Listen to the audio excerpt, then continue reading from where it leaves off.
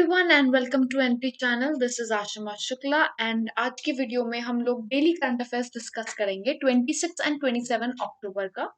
इसके अंदर news events cover किए गए हैं keeping in mind all the examinations including NTPC and banking and SSC. All the categories of examinations have been covered. आप आराम से इसे शेयर कर सकते हैं and do keep making notes regarding it. Note making के पर्पज से इसे बनाया गया है कि आप लोगों के नोट्स सही तरीके से बने। And if any of you wants to practise, किसी को प्रैक्टिस करनी है तो उसके लिए क्वेश्चंस ऐप पर अवेलेबल है। राइट, एवरीडे क्विज होता है, वहां पे आप लोगों को क्वेश्चंस का आइडिया भी लग जाएगा। Right, so here we are going to begin with the first news event. Two new Ramsar sites have been designated in India. India में दो नई रमसार साइट्स बन गई हैं। कहाँ कहाँ पे बनी है? एक है काबरतल वेटलैंड बिहार में और एक है असम कंजर्वेशन रिजर्व उत्तराखंड में। ये दोनों सबसे रीसेंट रमसार साइट्स हैं इंडिया की। Now first of all we'll talk about kabartal wetland, then we are going to talk about ASEAN, right? पहले कबरतल वेटलैंड, इसका दूसरा नाम है कंवर झील, इसे कंवर झील के नाम से भी जाना जाता है। एंड इसके अंदर 5 इंपॉर्टेंट एंडेंजर्ड स्पीशीज भी रहती हैं। एंड ये कहाँ पर है? वी आस्क कि कौन से रिवर बेसिन पे है? तो ये गंगा प्लेन्स पे या इंडो गैंजेटिक प्लेन्स पे, यानी गंगा बेसिन के अराउंड पड़ता है। And it is one of the important flood buffers के तौर पे ये वर्क करता है। Now, when we talk about 5 important endangered species, उन endangered species में से 3 तो वल्चर की ही हैं। वल्चर की स्पीशीज जो 3 endangered हैं, ये भी important है। क्यों? क्योंकि अभी आने वाले वीडियो, अभी ये वीडियो में आगे आप देखेंगे कि वल्चर से रिलेटेड कुछ important decisions have been taken, जिसको हम आगे डिस्कस करेंगे। इसीलिए ये चीज पे ध्यान देना है कि 3 वल्चर स्पीशीज जो है एंडेंजर्ड फॉर्म की, वो कबरतल वेटलैंड के अंदर है। तो वो 3 वल्चर्स कौन सी हैं? एक रेड हेडेड वल्चर है, एक व्हाइट रम्ड वल्चर है, एक इंडियन वल्चर। 3 वल्चर्स अवेलेबल हैं और 2 वाटर बर्ड्स भी हैं जो यहाँ पे पाई जाती हैं। राइट, अगर हम बात करें अब असम कंजर्वेशन की, असम कंजर्वेशन रिजर्व जो है ये उत्तराखंड में है। उत्तराखंड का पहला रमसार साइट है ये। अगर रिवर की बात करें तो ये Yamuna river. Now this was about Ganga and this is about Yamuna. ये यमुना रिवर के मीटिंग पॉइंट पे बना हुआ है। Right, and it has a huge variety of birds. Alright, अब बात करते हैं तीसरी इंपॉर्टेंट चीज की, वो है वेटलैंड की, कि ये रमसार साइट्स होती क्या है। If you talk about Ramsar sites, Ramsar convention, Ramsar convention on in Ramsar convention on wetlands के बेसिस पे बनाई जाती है। रमसार इज अ लोकेशन, ये कोई ऐसा अलग से नाम या इसको कोई एक्रोनिम ऐसा कुछ नहीं है। Ramsar is a site, it's a Iranian city. Ramsar एक सिटी है जो ईरान में है। Right, so Ramsar is not an acronym, ऐसा कुछ नया नहीं है। So it's an acronym and ये ईरान के अंदर है। Alright, and if we talk about Ramsar sites, ये basically international wetlands होते हैं जो उनको प्रिजर्व करने के लिए, उन्हें हाईलाइट में लाने के लिए वेटलैंड इस इंटरगवर्नमेंटल ट्रीटी के अंदर लाया जाता है। राइट, नाउ इसके अलावा there is a Montreux record also, एक मॉन्ट्रियो रिकॉर्ड भी होता है। उसमें इंडियन वेटलैंड्स 2 हैं, केवलदाओ नेशनल पार्क और Loktak lake.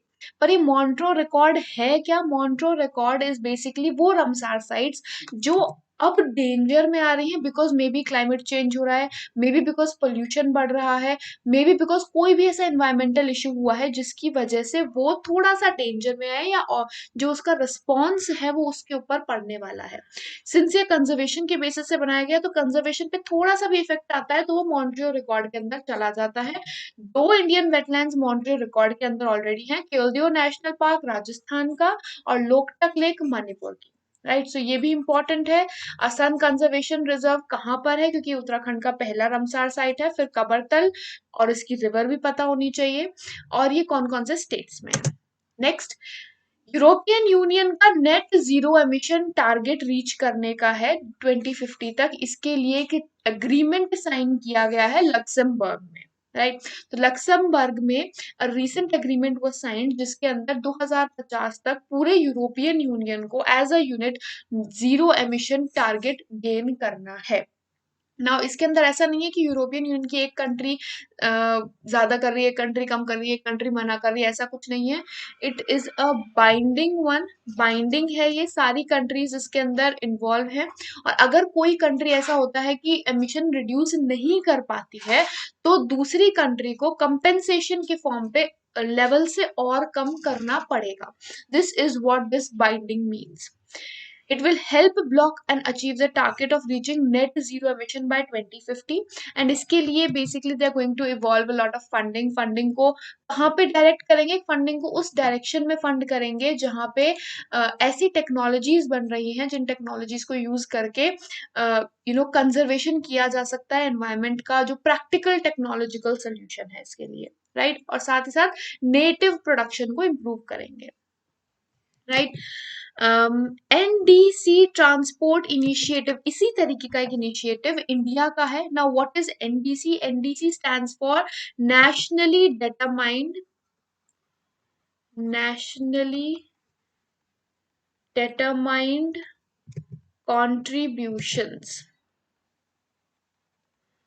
NDC is nationally determined contribution. इसका ये एनडीसी ट्रांसपोर्ट इनिशिएटिव जो है ये इंडिया में लॉन्च किया गया, इसके अलावा ये चाइना में भी लॉन्च किया गया। एंड इसका बेसिक पर्पस क्या है कि जिस भी कंट्री में इसे लॉन्च किया गया है उस कंट्री का इस तरीके से अपने टारगेट सेट करना कि वो अपना पोल्यूशन लेवल अपने आप रिड्यूस करे, राइट। ये जो एनडीसीटीआई प्रोग्राम है ये कुछ 4 साल के लिए, it's term is of 4 years। और इसके अंदर चाइना, इंडिया, वियतनाम तीनों हैं। डीकार्बोनाइजेशन का प्रोसेस है, यानी फॉसिल फ्यूल्स को कम करना है। तो इनका आइडिया है एनडीसी के अंदर first of all fossil fuels को रिड्यूस करना और ऑल्टरनेट फ्यूल्स, ऑल्टरनेट सोर्सेज जो हैं एनर्जी के उनके ऊपर प्रेफरेंस लेना। दूसरी चीज जो इसके अंदर की जाएगी, एनडीसी के टर्म्स के अंदर की जाती है, वो है कि ग्रीन हाउस गैसेस को बढ़ावा देना या कार्बन को सकअप करना। कार्बन सकअप करना यानी कार्बन रिड्यूस करना एनवायरनमेंट से, यानी या तो प्लांट्स ज्यादा ग्रो किए जाए, दो ही तरीके हैं, या तो कोई ऐसा डिवाइस या टेक्नोलॉजी तैयार हो जो कार्बन को एक्सट्रैक्ट कर ले एटमॉस्फेयर से, या फिर प्लांट्स ग्रो कर लो जो ऑलरेडी नेचुरली करते हैं। तो basically we are focusing on growing plants right now, plants grow करने के ऊपर वी आर मोर फोकसिंग। साथ ही साथ ग्रीन हाउस गैसेस के एमिशंस को रिड्यूस करने का पर्पस है, right. Next, 2 centres of excellence for tribal welfare. Tribal welfare के लिए 2 सेंटर ऑफ एक्सीलेंस तैयार किए जाएंगे जो आर्ट ऑफ लिविंग और मिनिस्ट्री ऑफ ट्राइबल अफेयर्स दोनों मिलके तैयार कर रहे हैं इन दोनों सेंटर ऑफ एक्सीलेंस को। और इस सेंटर ऑफ एक्सीलेंस के अंदर क्या होगा? पीआरआईएस और ट्राइबल्स दोनों पे फोकस है। पहली बात, PRIs is Panchayati Raj system, Panchayati Raj system. तो पीआरआईएस इस पंचायती राज सिस्टम, तो पंचायती राज सिस्टम को ट्राइबल एरियाज के अंदर इंट्रोड्यूस करना, उनको स्ट्रेंथन करना और उसका सिस्टम एक सिस्टम में लेके आना, दैट इज इम्प्लीमेंटेशन पे ध्यान देना, दैट इज पीआरआईएस। और ट्राइबल फार्मर्स को ट्रेन किसके अंदर करना? गो अधिरथ में। गो आधारित यानी कि ऑर्गेनिक फार्मिंग या नेचुरल फार्मिंग की तरफ ट्राइबल्स को फोकस करवाना। तो इसके लिए ट्रेनिंग जो है वो महाराष्ट्र के अंदर ऑर्गेनाइज होगी, महाराष्ट्र के अंदर इसकी ट्रेनिंग ऑर्गेनाइज होगी। और इसके अंदर ट्रेनिंग किस चीज की दी जाएगी? नेचुरल फार्मिंग टेक्निक्स जो है उनके उनकी ट्रेनिंग देना, और साथ ही साथ सर्टिफिकेशन भी दिया जाएगा ऑर्गेनिक फार्मिंग के लिए, राइट। इसके अलावा अगर कुछ प्रोग्राम्स है that you should focus on, that is Eklavya model of residential school जो एजुकेशन बढ़ाने के लिए है ट्राइबल्स का। Then we have vocational training के लिए schemes, we have Pradhan Mantri Van Dhan Yojana. Then one Dhan योजना के अंदर स्किल डेवलपमेंट है कि किसी तरीके से जो स्किल्स हैं उनको फर्निश किया जाए ट्राइबल्स का, जिससे कि वो बेटर यूज पे अप्लाई हो, राइट। देन महिला सशक्तिकरण है, आदिवासी महिला सशक्तिकरण, आदिवासी शिक्षा ऋण योजना, ये सारी तरीके की योजना हैं जो ट्राइबल वेलफेयर के लिए लॉन्च की गई है। Next which we have is national action plan for vulture conservation. Vulture conservation के लिए नेशनल एक्शन प्लान अप्रूव हो गया है 2020 से 25 के लिए, और इसको अप्रूवल किसने दिया है? National board for wild life ने। इस प्लान के अंदर क्या है? बेसिकली सजेशन था जो अब इम्प्लीमेंट भी हो रहा है कि जो भी ड्रग बनेगी एनिमल्स के लिए, उन सब ड्रग्स को पहले वल्चर्स के ऊपर टेस्ट किया जाएगा। अगर vultures are remaining safe with that, उससे वल्चर्स सेफ रहती हैं, उनके लिए टॉक्सिक नहीं है, तो फिर इस ड्रग को अप्रूवल दिया जाएगा। यानी किसी भी ड्रग को अब रेगुलेट किया जाएगा कि वो वल्चर्स के लिए इतना हेल्पफुल या उतना टॉक्सिक है या नहीं है। होता है तो it is going to be banned, right. Reason why it is there is because एक ड्रग है डिक्लोफिनेस। डिक्लोफिनेस डिक्लोफिनेस जो ड्रग है, इसका 1% भी अगर किसी एनिमल के अंदर इंजेक्टेड है, ना वल्चर्स फीड ऑन कैरकस, जो मरे हुए एनिमल है उन पे फीड करती है, कैरकस पे फीड करती है, तो इवन 1% ऑफ दिस ड्रग अगर किसी एनिमल के अंदर है तो it is dangerous to vultures, उनका किडनी फेलियर हो जाता है, it leads to prominently to death. So that is the reason, and इसकी वजह से काफी डेथ्स हो रही है इंडिया में। ये ड्रग ऑल्दो बैंड है इंडिया में काफी हद तक, लेकिन still in certain form it might come modified form में। तो इसीलिए सारे ड्रग्स अब पहले वल्चर्स पे टेस्ट होंगे। साथ ही साथ at least one vulture safe zone is going to be there. हर राज्य में कम से कम एक गिद्ध सुरक्षित क्षेत्र होगा ही होगा। और साथ ही साथ वल्चर काउंटिंग, जैसे टाइगर काउंट होता है, लायन काउंट होता है, इसी तरीके से वल्चर काउंटिंग भी कंडक्ट होगी एट रेगुलर इंटरवल्स, एट जो भी अंतराल डिसाइड करते हैं, 6 महीने, 1 साल, 2 साल, पर रेगुलरली काउंटिंग कंडक्ट होनी है, जिस तरीके से बाकी एनिमल्स के लिए की जाती है, right. Ookla speed test global index release हुआ रिसेंटली। इस इंडेक्स के अकॉर्डिंग मोबाइल डेटा स्पीड के अंदर साउथ कोरिया सबसे अच्छी स्पीड दे रहा है 121 एमबीपीएस, और इंडिया बहुत ही खराब स्पीड दे रहा है 131। रैंकिंग रही इंडिया की, where the speed was 4.31 Mbps. ये किसके लिए है? मोबाइल डेटा स्पीड के लिए, मोबाइल डेटा की स्पीड। वर्ल्ड की एवरेज कुछ 36 समथिंग रही एमबीपीएस, तो वर्ल्ड की एवरेज से भी बहुत कम रही इंडिया की। And all the neighbouring countries are performing better than India in this. But fixed broadband list जो है, इसके अंदर India has made a prominent better reach over here, जिसमें सिंगापुर ने ऑल्दो टॉप किया 60 एमबीपीएस से, एंड इंडिया की जो रैंक रही वो थी 70, and the speed was 47 mbps which was higher than the average। ठीक, तो दोनों की रैंक पता होनी चाहिए, mobile data speed and fixed broadband list, दोनों अलग अलग है, right. Next, vulture conservation centre भी एस्टैब्लिश होंगे 5 राज्यों में। कौन कौन से राज्य हैं? त्रिपुरा, यूपी, कर्नाटक, महाराष्ट्र, तमिलनाडु। इन 5 राज्यों में वल्चर कंजर्वेशन सेंटर्स एस्टैब्लिश होने वाले हैं, और इनका पर्पस क्या है? जो भी vultures which are in danger as of now, उन एंडेंजर्ड स्पीशीज को रिवाइव करना, राइट। तो if we talk about the 3 vulture species जो अभी एंडेंजर्ड है और जिनके भी अभी प्रेजेंटली फोकस है, वो है oriental white backed vulture, slender billed vulture and long billed vulture. ये 3 वल्चर एंडेंजर्ड हैं और इन तीनों पे मेन फोकस है। बट ऐसा नहीं है कि ये सिर्फ ये 3 ही स्पीशीज हैं जो इंडिया में मिलती है। टोटल इंडिया के अंदर 9 स्पीशीज है वल्चर्स की। We have a total of 9 species as of now in India, and majorly सारी एक्सटिंक्शन के तादाद पे है। Most of them are nearly extinct या डेंजर या एंडेंजर्ड, बहुत ज्यादा क्रिटिकली एंडेंजर्ड है। तो लॉन्ग बिल्ड, स्लेंडर, ओरिएंटल, तीनों की तीनों क्रिटिकली एंडेंजर्ड में आती हैं। They are critically endangered species, इसीलिए इनके ऊपर अभी प्रेजेंटली फोकस किया जा रहा है, right. Next, NASA has discovered water on moon. ये सोफिया स्पेसक्राफ्ट ने ढूंढा था। सोफिया की फुल फॉर्म है stratospheric observatory for infrared astronomy. तो ये जैसे नाम से पता चल रहा है, स्ट्रेटोस्फियर के अंदर है, ऑब्जर्वेटरी है जो जो भी ऑब्जर्वेशंस ग्राउंड लेवल से नहीं हो सकते हैं, all those observations which are not possible for the researchers to study from ground, उन सब के लिए ये स्पेसक्राफ्ट है which does the observations. And इसकी डिस्कवरी के according there is a certain guess 12 और 14 ounces of water on moon, source still unknown. Sophia एक जॉइंट प्रोजेक्ट था जर्मनी और यूनाइटेड स्टेट्स ऑफ अमेरिका का। नेक्स्ट सीवीसी विजिलेंस कमीशन जो है that has adopted an integrity pact adopt किया है। For this week vigilance week चल रहा है, as of now vigilance week observe हो रहा है by CBI, central bureau of investigation. और इसके अंदर मीटिंग भी चल रही है, there is a summit which is going on.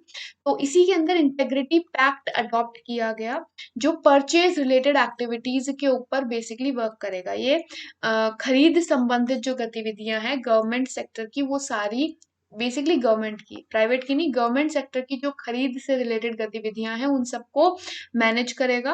और इसके according IEM integrity external monitor appoint किए जाएंगे। आईईएम का जो टेन्योर होने वाला है वो होगा 3 साल का। तो किसी भी ऑर्गेनाइजेशन, जिस भी ऑर्गेनाइजेशन में आईईएम बनाया गया है वो 3 साल मैक्सिमम है, 3 साल के लिए उन्हें रखा जाएगा।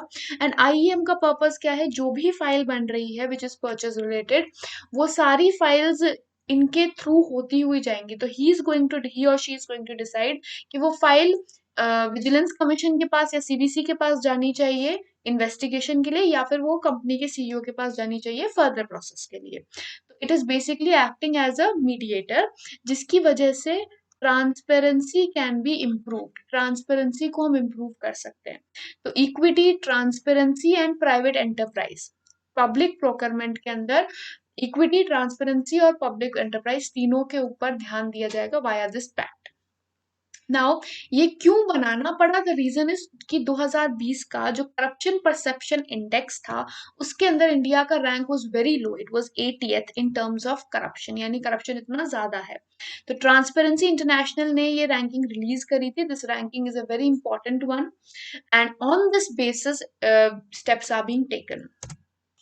कुछ वन लाइनर्स, पहली बात, भारत सरकार ने सर्वोच्च न्यायालय को सूचित किया है कि वे जल्द ही दिल्ली में वायु प्रदूषण की समस्याओं से निपटने के लिए एक स्थायी निकाय का गठन करने वाली है, यानी कि एक परमानेंट बॉडी इस्टेब्लिश की जाएगी जो सिर्फ और सिर्फ एयर पोल्यूशन की प्रॉब्लम्स को हैंडल करेगी। दिल्ली के एयर पोल्यूशन के लिए स्पेशली एक बॉडी तैयार की जाएगी। करंटली एक बॉडी है बट वो पोल्यूशन कंट्रोल है, सेंट्रल पोल्यूशन कंट्रोल बोर्ड, लेकिन वो बोर्ड जो है वो सारे पोल्यूशंस को देखता है हर तरीके के। एंड एयर पोल्यूशन दिल्ली के अंदर बहुत ज्यादा, इट्स अ प्रोमिनेंट वन, और स्टबल बर्निंग तो बहुत ही ज्यादा है। तो स्टबल बर्निंग पे उसका मेजर फोकस रहेगा and other focuses related to air pollution improvisation करने के लिए this is going to be done, right. फिर ट्राइफेड या tribal cooperative marketing development federation of India ने 100 नए forest fresh organic product release करे हैं जो 125 ट्राइब्स के अंदर अवेलेबल होंगे। ये जो ऑर्गेनिक प्रोडक्ट्स हैं they are basically going to enhance the quality and the quantity of products जो कि जिनके ऊपर ट्रेनिंग दी जा सकती है ट्राइबल्स को, जैसे वन धन योजना की, उसके अंदर इन जो ऑर्गेनिक प्रोडक्ट्स है, इन ऑर्गेनिक प्रोडक्ट्स के डेवलपमेंट के लिए ट्रेनिंग दी जा सकती है, स्किल डेवलपमेंट हो सकता है जिसकी वजह से आउटरीच बढ़े, right? So this has been done by TriFed. TriFed's full form is very important. Seeing the fact that right now we are working on Make in India and we are promoting entrepreneurs, right. तो make in India, entrepreneurship, इन सब के promotion के अंदर TRIFED plays a major role, that is why it's very important one. फिर world day for audio visual heritage UNESCO celebrate करता है, हर साल 27 अक्टूबर को सेलिब्रेट होता है और इस बार का थीम है your window to the world. UNESCO द्वारा ये सेलिब्रेट जो डे होता है ऑडियो विजुअल हेरिटेज, इसके अंदर जो भी रिकॉर्ड्स हैं, डॉक्यूमेंट्स हैं, जो भी हेरिटेज से रिलेटेड इंफॉर्मेशन है, वो सारी विजुअल एंड ऑडियो फॉर्म में रिकॉर्ड करके एंड विजुअल फॉर्म में तैयार की जाती है और उसका प्रमोशन किया जाता है। तो उसका इम्पोर्टेंस क्या है, क्यों जरूरी है, वो सब सेलिब्रेट करते हुए ये डे ऑर्गेनाइज किया जाता है। फोर्ब्स की वर्ल्ड्स बेस्ट एम्प्लॉयर्स की लिस्ट रिसेंटली रिलीज हुई है। इस लिस्ट के अकॉर्डिंग सैमसंग ने टॉप किया है। It last time I guess 72 या समथिंग रैंक रही थी सैमसंग की। It has topped in that. विश्व के सर्वश्रेष्ठ नियोक्ताओं की सूची में सैमसंग ने टॉप किया है, लीविंग माइक्रोसॉफ्ट जो पिछली बार टॉप रैंक होल्डर था, amazon, गूगल जो टॉप एम्प्लॉयर्स माने जाते हैं, उनको छोड़ के Samsung is the world's best employer right now. India के अंदर if we talk about banking and otherwise also HDFC ने टॉप किया है जो बैंकिंग सेक्टर में आता है, एंड इसकी रैंक ओवरऑल 176 थी, लेकिन इंडिया में जो टॉप है that is HDFC. Public sector enterprise public sector unit के अंदर एनटीपीसी ने टॉप किया है with rank overall 261। Public sector में employers are not at all good in India, so best one is NTPC as of now at 261, right. फिर fourth India energy forum organize किया गया जिसका थीम था India's energy future in a world of change. इसका addressal जो inaugural addressal है वो prime minister ने किया था। वर्चुअल मीटिंग है कंप्लीटली। देन अल्फा कॉन्डे ने गियाना प्रेसिडेंशियल पोल्स जीते हैं। Alpha Conde is the new president of Guinea now. Guinea के इलेक्शंस बहुत ही कंट्रोवर्शियल इलेक्शंस रहे हैं due to various reasons that have occurred और various things that have happened.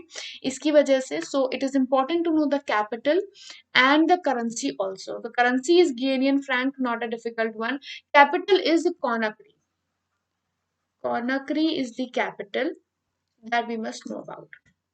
Reserve bank ने पेमेंट सिस्टम ऑपरेटर्स को कोई भी नए क्यूआर कोड लॉन्च करने से मना कर दिया है। ये रिकमेंडेशन दीपक पाठक ने जो कमेटी चेयर करी थी उस कमेटी के रिकमेंडेशन के बेसिस पे ये डिसीजन लिया गया है कि कोई भी नया क्यूआर कोड लॉन्च कोई क्यूआर कोड लॉन्च नहीं होगा। ठीक। करंटली कितने कोड्स हैं? करंटली दो तरीके के क्यूआर कोड्स हैं। QR codes as of now दो तरीके के हैं, एक है यूपीआई का दैट इज यूपीआई क्यूआर और दूसरा है भारत क्यूआर। ये दो प्रोप्राइटरी हैं जो तो कोई भी भुगतान प्रणाली संचालकों को भुगतान लेन देन के लिए कोई भी नया स्वामित्व क्यूआर कोड लॉन्च करने से रोक दिया है और ये decision reserve bank of India ने लिया है। और ये जो रिकमेंडेशन था ये दीपक पाठक की चेयरमैनशिप में जो कमेटी बनाई गई थी उसका था। Current governor of RBI Shaktikanta Das and headquarters are in Mumbai, right. Next, Luis Alberto Arce Catacora. He is the new president of Bolivia. Bolivia के नए president appoint हुए हैं and that is Luis Alberto Arce Catacora. Now, apart from that, what is important is the capital. There are two capitals of Bolivia. Bolivia की दो capitals हैं. The name of the capitals being La Paz and the second one being Sucre. Sucre and La Paz ये दो capitals हैं Bolivia की and the president has been elected recently, right. So over here we have tried to cover as much as it was possible and I hope this was helpful to all of you and this turns out to be more helpful. Questions practice करने हैं अगर तो you can go to the app. Quiz बिल्कुल free है. It's hardly going to take 10 minutes and it's going to help you keep in touch. So do like the video and I'll see you in the next video. Until then, goodbye. Take care and have a great day ahead.